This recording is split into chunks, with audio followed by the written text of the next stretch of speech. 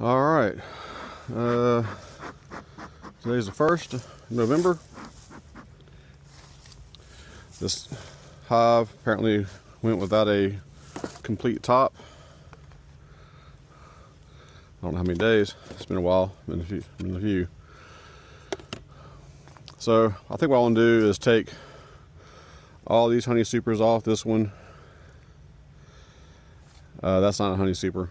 It's got, I mean, it's just a deep. It's on top. So I have 1, 2, 3, 4, 5, 6.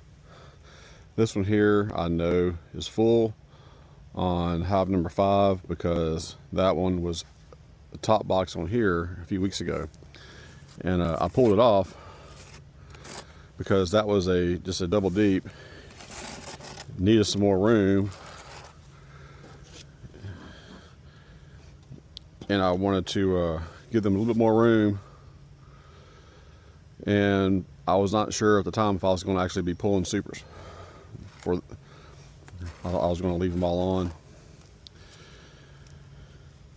and this was not full. So it's been a week or two, a couple of weeks actually. This one was not completely capped. It had a lot of work to be done, so I thought, well, they'll give them this hive a chance to fully cap these guys off, these frames. Anyway, so I know that one's full. Don't know about this one. Don't know about these. Those on the end, I may leave those.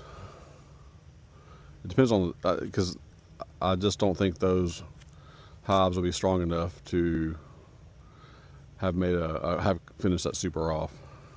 Also because those have feeders down there. This one has a feeder right here too, possibly, but I know that was full before I put it on there. Hopefully this guy right here survived. Let's look. It looks like there's plenty of bees in there. Also need to do the formic acid, take the formic acid strips off. Let's put a little bit of smoke underneath. These guys are probably very irate because they've not been covered. We've had rain. All right. Yeah.